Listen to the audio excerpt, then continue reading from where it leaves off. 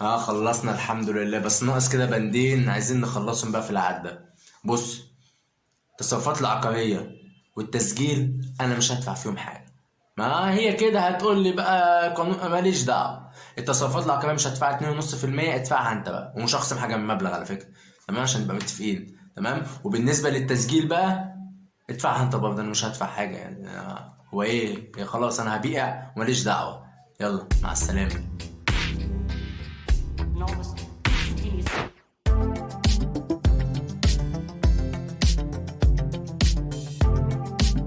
هاي موكل العزيز، عامل ايه؟ اخبارك؟ يا رب تكون بخير دايما. دي الحلقه الثامنه من كورس ازاي تشتري شقه بشكل قانوني سليم. معاكم جيرجي سعد المحامي، والحلقه دي مهمه جدا. الحلقه دي بعنوان رسوم التصرفات العقاريه والتسجيل، يا ترى مين اللي بيدفعها؟ تابعونا.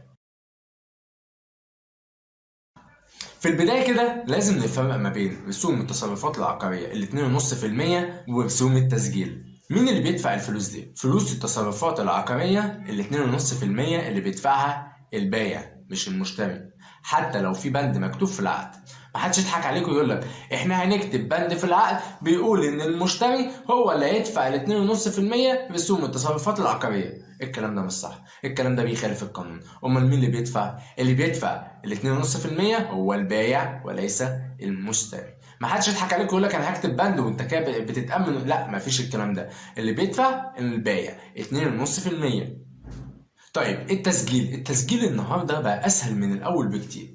الاول كنا ممكن نقعد سنه، سنه ونص، اتنين. دلوقتي الموضوع ممكن ياخد من 3 شهور ل6 شهور والتسجيل يخلص. خلي بالك على حاجه مهمه جدا، ان التسجيل بالذات بيختلف من شقه لشقه. يا جدعان، موضوع العقارات اذا كانت قضيه او اذا كانت شقه، اذا كانت قضيه في المحكمه او اذا كان تسجيل او حتى صحه التوقيع، بتختلف من قضيه للتانيه. مفيش شقه زي التانيه. محدش يجي يقول لي اصل ابن خالتي خلص الشقه دي وسجلها في 3 شهور. هقول لك ما اعرفكش ليه، ان الشقه بتاعتك غير الشقه بتاعته. هقول لك هات شقته اسجلها لك في 3 شهور برضه.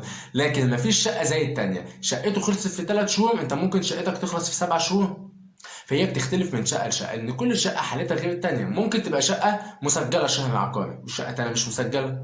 العماره ذات نفسها اساسا مش مسجله شهر عقاري ولا ليها رخصه ولا وملهاش تسلسل ملكيه. هل هسويها بشقه ليها تسلسل ملكيه ومسجله شهر عقاري والكلام ده كله؟ اكيد طبعا لا. فكل شقه مختلفه عن التانيه. طيب نيجي بقى لتاني نقطه، وهي رسوم التسجيل.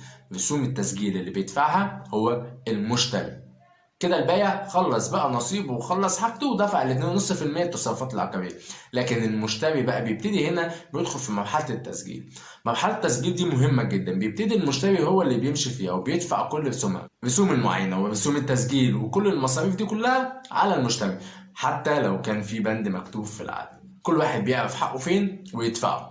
رسوم البايع على البايع ورسوم المشتري على المشتري. ونلخص تاني ونقول التصرفات العقارية 2.5% على البايع، أما رسوم التسجيل وكل رسوم المعاينات والكلام ده كله على مين؟ على المشتري.